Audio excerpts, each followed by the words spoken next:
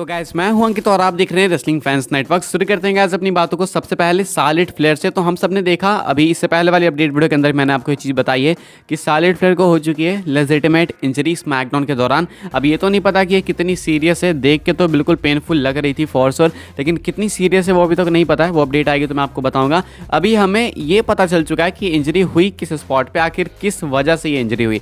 तो commercial break के दौरान एक हुआ था स्पॉट मैच के अंदर सार्लेट और आस्का के, जहाँ पे दोनों सुपरस्टार्स टॉप रोप पर थी, टर्न बगल पे थी बेसिकली।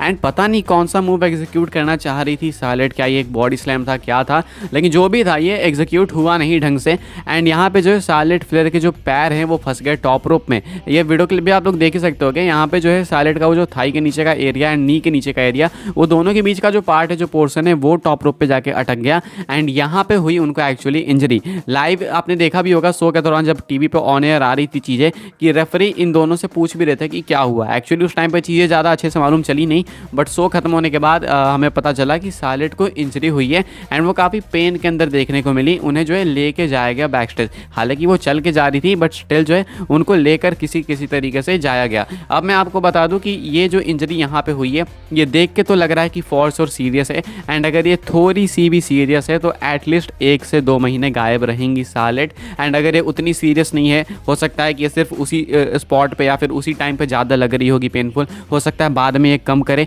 तो अगर ये बाद में कम होती है तो देन सब कुछ वेल एंड गुड है। अभी के हिसाब से इसको लेके तो कोई स्टेटस है नहीं, लेकिन हाँ ये इंजरी यहाँ पे इनको हुई, ये वो स्पॉट था जहाँ पे कि इनको इंजरी का सामना करना पड़ा।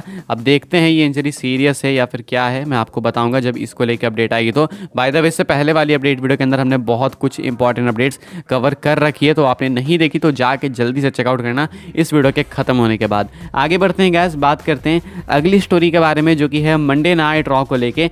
अच्छा, इस साल का जो आखिरी एपिसोड होता क्रिसमस के टाइम का मंडे नाइट रॉ का एपिसोड, वो अब होगा नहीं। हमारे यहाँ तो शायद वो 26 दिसंबर को आएगा। एक्चुअली यूएस में 25 दिसंबर को ही जो है मंडे नाइट रॉ का एक एपिसोड आने वाला था, जो कि अब नहीं आने वाला है। WWE जो है उस एपिसोड को नहीं करने वाली है, टेप नहीं करने वाली है। मतलब बेसिकली वहाँ पे आपको लाइव एक्शन नहीं देखने को मिलेगा। ये एक बेस्ट ऑफ शो होगा। बेस्ट ऑफ शो आपको मालूम ही होगा, नहीं मालूम तो बता दूं कि यहाँ पे WWE साल भर का रिकैप दिखाती है, कुछ स्पेशल मोमेंट्स वगैरह। सिर्फ कमेंट्री टेबल पे माइकल कोल होंगे या फिर कोई और एक कमेंटेटर होगा उनके साथ, एंड लोग बस पूरे साल का रिप्ले दिखा देंगे। तो वो कुछ इस तरीके का शो होगा। यानी कि अगर आप वो चाहते हो एपिसोड बिल्कुल मिस कर सकते हो, कुछ भी वहाँ पर नहीं है, बस वो एक रिकैप वाला शो होगा। ये मेल्टजर ने बताई है ये वाली चीज़। While it is not confirmed, it is almost accurate that the talent could be given off as Christmas will fall on Monday। तो ये मेल्टजर ने कहा कि कंफर्म तो ये चीज़ बिल्कुल भी नहीं है, लेकिन हाँ माना जा रहा है कि जो टैलेंट है, जो सुपरस्टार्स हैं, उनको छुट्टी मिल सकती है क्रिसमस की। एंड उसी दिन मंडे नाइट रॉ है। दैट मीन्स कि WWE उस दिन एक बेस्ट ऑफ शो एयर कर सकती है, जहाँ पे कि पूरे साल के लोग रिकैप करेंगे। पिछले साल भी इन्होंने किया ही था एंड अब एक रेगुलर ऑकरेंस है, हमेशा ये लोग करते हैं, तो ये चीज़ होते रहती है। तो फिर से इस साल भी आपको ये चीज़ देखने को मिलेगी, लाइव एपिसोड नहीं आपको देखने को मिलेगा। आगे बढ़ते हैं गैस, बात करते हैं अगली स्टोरी के बारे में जो कि अगेन मंडे नाइट रॉ को लेकर ही है। एंड एक काफ़ी पॉजिटिव न्यूज़ है रॉ को लेके। आने वाला जो एपिसोड होने वाला है वहाँ के CM पंक कन्फर्म्ड है एंड उनका एक मैसिव सेगमेंट कन्फर्म है, जहाँ पे कि वो आके डिसाइड करेंगे कि आखिर उनको किस ब्रांड के साथ जाना है, कंटिन्यू करना है, किस ब्रांड का वो पार्ट बनेंगे परमानेंटली। अब ये चीज़ CM पंक ने आज स्मैकडाउन में भी एडवर्टाइज करी है एंड WWE ने ये चीज़ कन्फर्म कर दी थी पिछले मंडे नाइट रॉ के दौरान ही। एंड उसी टाइम हमें पता चल चुका था कि CM पंक अगले एपिसोड में होंगे। तो अब टिकट्स का क्या हाल है मैं आपको बता दूं। पहले आपको करंट सेटअप कैपेसिटी बताता हूं। जो सेटअप की कैपेसिटी है वो है 9199, यानी कि 9199 टोटल इतने टिकट्स WWE बेच रही है इस सेटअप के लिए, इस रॉ के लिए, जिसमें से कि सिर्फ और सिर्फ अभी 916 यानी कि 916 टिकट्स बचे हुए हैं। 8283 यानी कि 8283 टिकट्स बिक चुके हैं, बचे हुए हैं 916 टिकट्स। अभी यहाँ पे डेटा है कि पिछले 6 दिन में जब CM पंक को अनाउंस करा गया तब जो है 1500 टिकट बिके हैं, यानी कि पिछले 6 दिनों के अंदर 1500 से भी ज़्यादा टिकट्स WWE बेचे हैं। एक्यूरेट अमाउंट है 1511 का। तो ये मेनली जो टिकट्स बिके हैं वो CM पंक के लिए बिके हैं एंड CM पंक ने अगेन WWE को मैसिव प्रॉफिट कराया है टिकट सेल से। एंड 6 दिन के अंदर 1500 एक्चुअली में काफ़ी मैसिव अमाउंट है, क्योंकि रोमन रेंस का भी हमने देखा। तो मैंने एक बार आपको अपडेट दी थी कि रोमन रेंस ने तकरीबन एक हफ्ते या फिर 5-6 दिन के अंदर आई गेस 600 या 700 टिकट्स बेचे थे, तो उसको काफ़ी मैसिव बताया जा रहा था। तो अगर CM पंक 6 दिन के अंदर 1500 बेचते रहे हैं, 1500 बेचते रहे हैं, तो भाई डिफरेंस बहुत ही ज़्यादा है। एंड कितना ड्रॉ कर रहे हैं CM पंक वो पता भी चल रहा है। शायद और ज़्यादा पता चलेगा हमें जब स्मैकडाउन की व्यूअरशिप निकल के सामने आएगी। तो अभी के हिसाब से तो ये कुछ मंडे नाइट रॉ के टिकट सेल्स के हालात हैं, जो कि आपको अगले हफ्ते देखने को मिलेगा। आगे बढ़ते हैं गैस, बात करते हैं अगली स्टोरी के बारे में, जो कि है एंड्राडे को लेके। तो शायद आपको याद होगा कि एंड्राडे को लेके मैंने आपको एक अपडेट दी थी कि वो AEW छोड़ सकते हैं। माना जा रहा है कि वो AEW लीव कर सकते हैं। क्यों? क्योंकि AEW के अंदर उनकी बुकिंग एज सच कोई खास है नहीं, एंड उनका कॉन्ट्रैक्ट मोस्ट प्रोबेबली 2024 के अंदर ही एक्सपायर होने वाला है। अब यहाँ पे बताया गया कि वो प्रोबेबली आ सकते हैं WWE के अंदर, या फिर हो सकता है कि पहले वो मैक्सिको जाएँ किसी और कंपनी में, हो सकता है वो टेम्पररी एक चीज़ करें एंड उसके बाद देन वो जंप करें WWE की तरफ। ये कुछ बताया जा रहा है, लेकिन WWE में आने के चांसेस उनके बहुत अच्छे खास हैं। अब ये चीज़ हमें अभी तक मालूम थी। अभी एंड्राडे की तरफ से खुद जो है एक तरीके से बहुत छोटी सी स्टेटमेंट, एक टीज़ करने वाली स्टेटमेंट निकल के सामने आई है।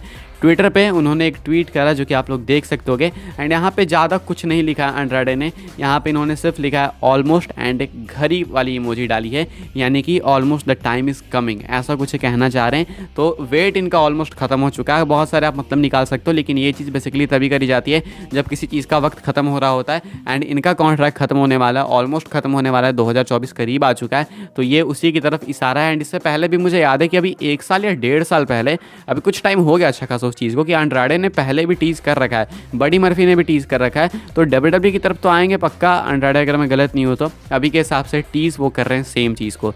आगे बढ़ते हैं गैस, बात करते हैं अपनी फाइनल स्टोरी के बारे में।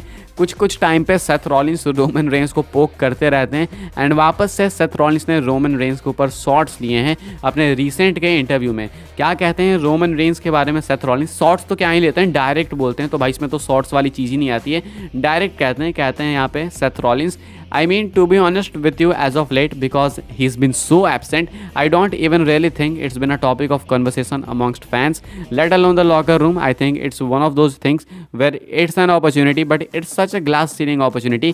Like, it feels like almost it's one of those things where it may never happen. Like, what's the point in wasting your time over there, because the glass ceiling is so obvious and so thick, which is nice on my end with the World Heavyweight Championship. तो Seth Rollins कहते हैं कि भाई अगर मैं बताऊँ ना अपने हिसाब से, टू बी ऑनेस्ट, तो मुझे लगता है कि वो इतना ज़्यादा एब्सेंट हो चुका है ना, इतना ज़्यादा वो नहीं आ रहा है शोज़ में, कि फैंस ने उसके बारे में केयर करना ही छोड़ दिया है। कुछ लोग केयर करते होंगे तो वो लॉकर रूम के लोग होंगे, वो रेसलर्स होंगे, लेकिन उनका भी केयर करना क्या ही सेंस बनाता है। ग्लास सीलिंग इतनी ज़्यादा स्ट्रॉन्ग है कि उस तक पहुँचना पहले मुश्किल है, क्योंकि वो एब्सेंट है ना भाई, तो उसे आप फेस कैसे करोगे? अगर कर भी रहे हो तो उसे हराना मुश्किल है। रीजन्स आपको पता ही है, सेथ रॉलिंस ने क्लियर नहीं करा यहाँ पे।